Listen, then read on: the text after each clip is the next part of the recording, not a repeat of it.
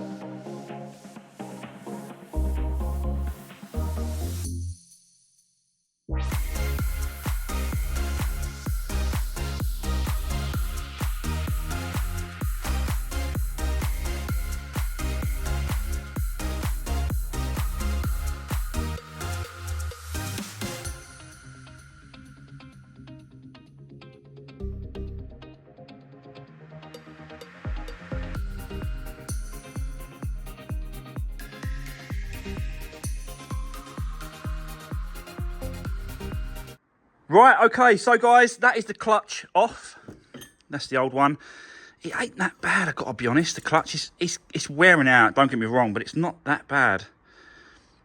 The clutch wasn't, I don't think the issue, it wasn't actually slipping. The main issue was the gearbox and the thrust bearing inside the gearbox as well. So those were the kind of the noises and the main issue why it was making a racket. Again, flywheel, absolutely fine. So, yeah, we've just got to put a clutch in place. I'm going to go and get that in a minute. But just quickly, guys, on the Focus, the black one that we finished yesterday, just had Peter, one of my subscribers, who's been watching me do this car. He's just literally come over. We had a good chat, and he wants to buy the Focus, but he said, can I do the timing belt and the water pump on this one before he comes and collects it? So that is exactly what we're going to do. I'm going to try and probably, if I can get it over to this corner, I might try and get it done over to here if I can, because at the minute I can collect the clutch for that car, but I can't get the gearbox at the minute. So might have a bit of time this afternoon to make a start on Peter's Focus. So yeah, bear with me for now, but at least that's sold. And honestly, this car is so good. It's so nice. It just looks like a brand new car in here. It's just incredible, isn't it? Don't get me wrong, it's got a few scratches and marks on the outside, but nothing too major. There's a scratch across there that I showed him. I'm going to put some tyres on the front as well for him as well, so we'll do that because that was come up on the MOT. So we'll get the tyres done. We'll get the timing belt and the water pump done, and then he can he can come and collect it. But yeah, let's just see how far we get. But let me go and get the clutch for that. I'll come back and then we'll get that on and then just see what we can do next. So yeah, let's do this.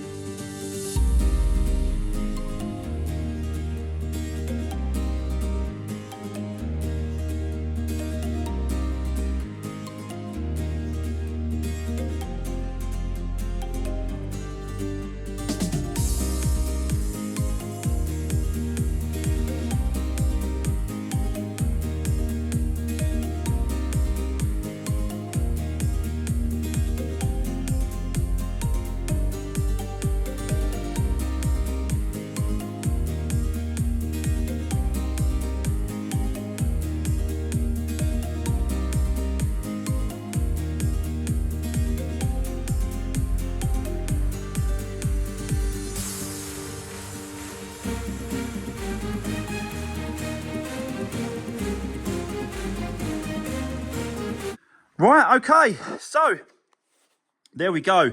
We have got a new clutch in place. Also, whilst I was there, getting some bits and pieces for parts and stuff, managed to get 2 gearbox oil seals for the gearbox when I get it. But at least the clutch is done, all aligned, absolutely central. But I knew it's going to be central anyway because I've got a clutch alignment tool.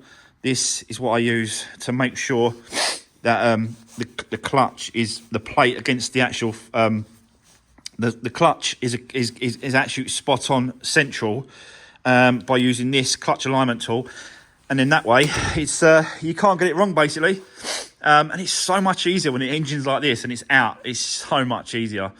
So the clutch itself is done. Tomorrow I'm going to be picking up the gearbox. We're going to be doing the gearbox oil seals, the clutch inside, the actual bearing, which comes in a kit. So I've got the bearing here. So that is going to go on the gearbox we get tomorrow, plus the seals. And then the gearbox can go on. And hopefully I'll have the timing belt kit and that tomorrow. We've got another little job coming in tomorrow, guys, which is it's a Ford. I think it's an S-Max or C-Max or something like that. It's quite a large Ford. He's selling his car, and basically, the front wing has been damaged, and he just wants me to tidy it up and make sure that it's looking presentable. I said I'll have a go, but I don't know how good you're going to get it unless he goes to the paint shop. But let's just see how good we can get it for him tomorrow. But that's tomorrow's video, guys.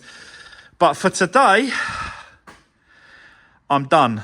I'm finished. I can't do no more. So we're going to continue with this tomorrow and just see how far we get. But for today, that's it, guys. Thanks for watching, and I'll see you soon. Take care. Thanks again.